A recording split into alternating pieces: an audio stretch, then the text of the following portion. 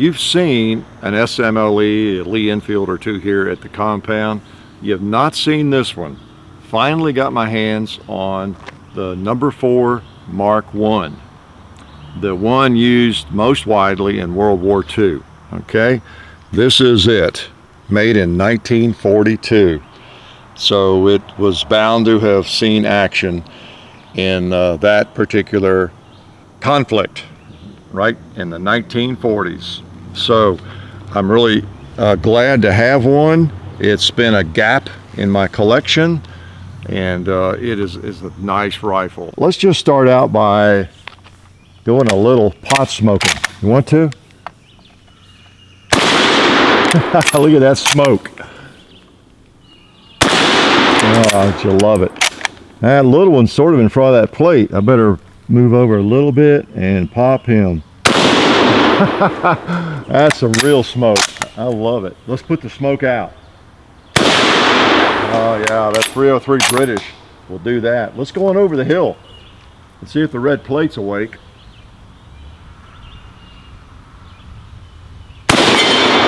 We woke him up. Yeah, that'll do it.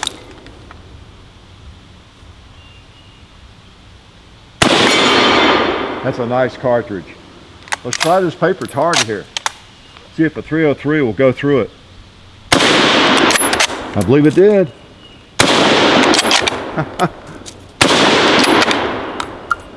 Click. Gotta have more ammo to keep shooting. I figured that out.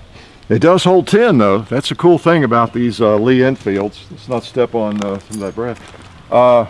They hold 10. That's one of the things that differentiates the Lee Enfield, the SMLE, 303 Brit from a lot of the other fine bolt action rifles of whatever the World War II era and before. The Mauser, the Auth3 Springfields, those just held 5 basically. And I guess the Arasaka just held 5. We had one here, I've forgotten now, I think it holds 5 or 6. But these rascals hold 10 rounds. And the Brits were really highly trained on these things to where they could load them, the Mad Minute and all that kind of thing, where they cock on closing, where if you really practice it, you can fire off all 10 rounds pretty quick. Keep it up there on your shoulder and work that bolt, and and you can. I mean, there were troops that thought they were being fired on by machine guns, in World War II. This one is one of the key models, of course, because it's the World War II model, adopted in either 39 or 41, depending on what you read, but around the beginning of World War II is when it was adopted and when it came into production big time in 41, as I understand. And so it was the improved rifle of the SMLEs. This is a Mark III here. So this is kind of an improvement over those for World War II.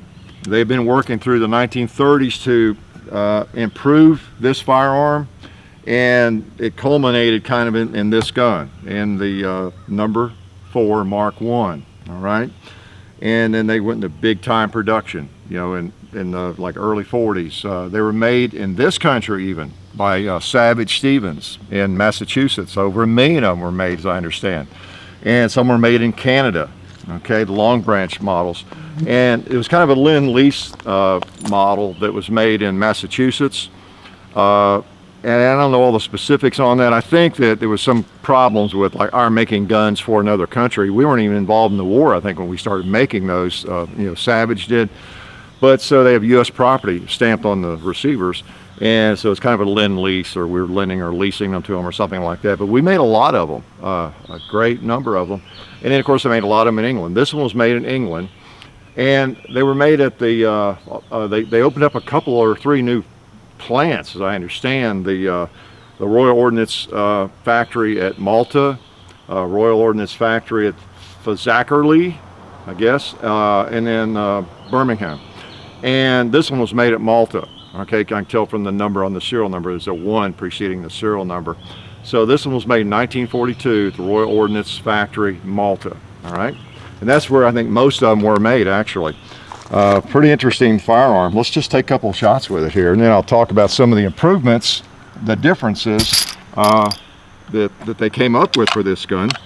There was nothing badly wrong. Of course, with the Mark III, it served the Brits well for a long time, but they needed something they could maybe produce more in a mass production way. I want to make sure we got rim lock here. And so they streamlined some things. They redesigned the receiver. I'll show you the differences there a little bit, squared it off a little bit, and actually strengthened it.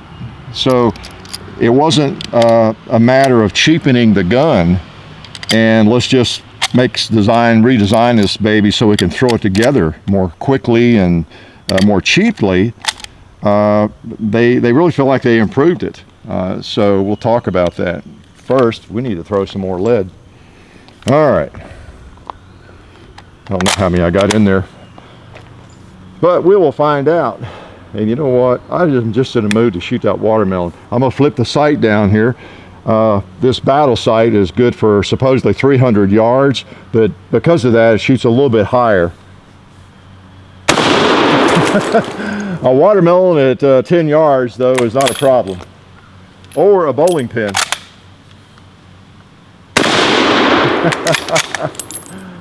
Or maybe even a 2-liter down there. I can't believe I missed that.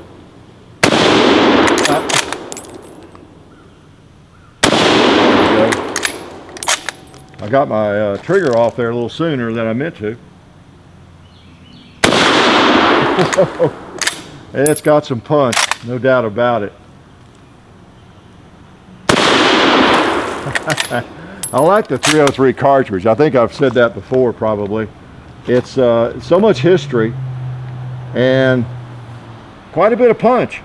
Yeah, see what I mean? Got a couple more. Let's put a couple more on this paper.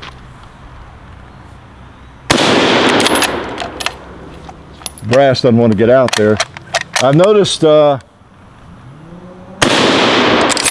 with this one, I don't know if it's just this magazine, but on the last round especially, it sometimes doesn't feed as well.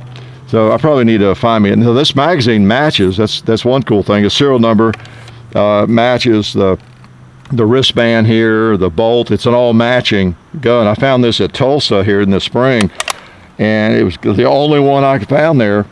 And it is all matching. It's a little rough, but it's all matching, and it seems mechanically pretty sound. I might need to replace the magazine when I shoot it. I'll always hang on to the one that is matching, but maybe find a magazine that works a little bit better. It seems okay. It's just on that last round especially, I've had weird things kind of happen with it there. So anyway, these are wonderful rifles. Let me show you kind of what they had in mind in terms of improving. Well, let's start at the front of it, make sure we're definitely clear in both guns here. We are. And I may leave something out. That's okay. You can fill in the gaps for me. You Lee Enfield, you SMLE experts out there. You know me, I'm a jack of all trades. I just like all these firearms. Master of none, though. So the nose cap on the Mark III is kind of an involved deal here. You know, your bayonet attaches to it. It's a metal. If you've ever taken one of these apart, it's a chunky piece of metal all milled out there. So they changed that, made it simpler, and in the process, you know, you got just kind of a band and everything. They were able to extend the barrel through that and free float the barrel more easily, as I understand, and hence enhancing accuracy, supposedly. Okay, so it's more of a floated barrel, which is good. It's a heavier barrel than the Mark III has too. Generally, a heavier barrel makes for that's a generalization, but a more accurate firearm in some ways. Withstands the heat better, if nothing else. Okay, and this nose cap's kind of heavy, and so you took some weight off the very front of the gun, even though you have a heavier barrel. So supposedly maybe a little bit better balance. One of the most obvious things you notice, now this is an older Mark III, 1918, 1917, but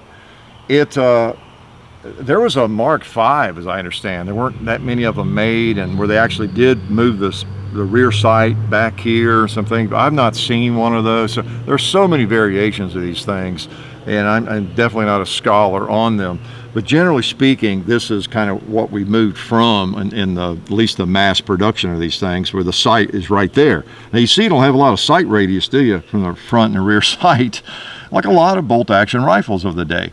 Well, when they moved that rear sight back here, that was a big change. Look at the sight radius was really increased, and that's always good. Not only that, but you've got more of a ghost ring and a peep sight.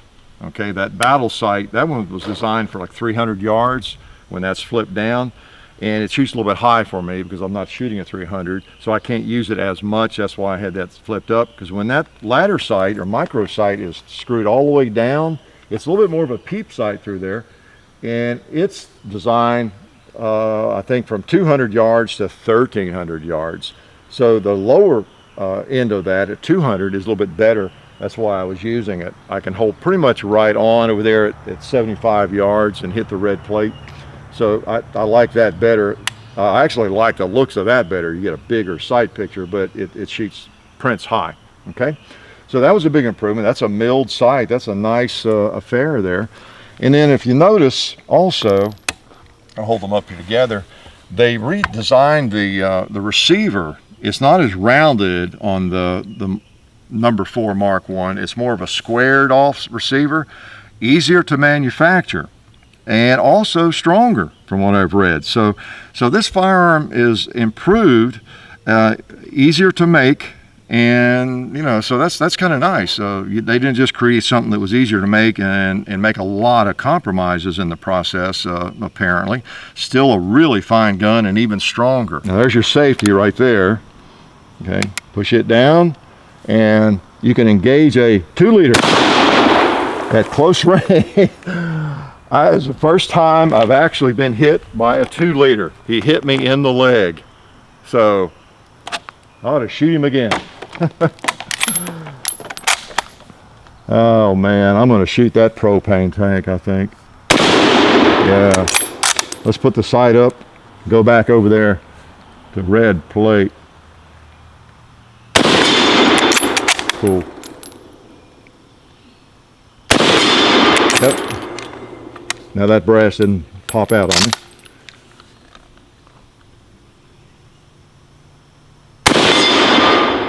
Feels good, I'll tell you. Feels good. Oh, shot under it. Let's don't do that again. Yeah, let's shoot right on it. Let's try that propane tank again.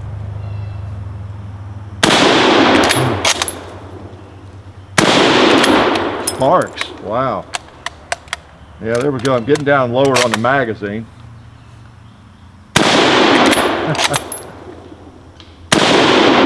I start a forest fire in the hay if it hadn't rained so much lately. Yeah, the lower you get or the further down, last round or two in that magazine, sometimes it acts like it wants to hang up a little bit. I'll probably find one of those. They're not cheap either if you find them, but maybe find a couple that I don't know, maybe it'll work a little better. But it's not, I don't plan to go to battle with it, so it's not a big deal. It's just a really cool historical firearm.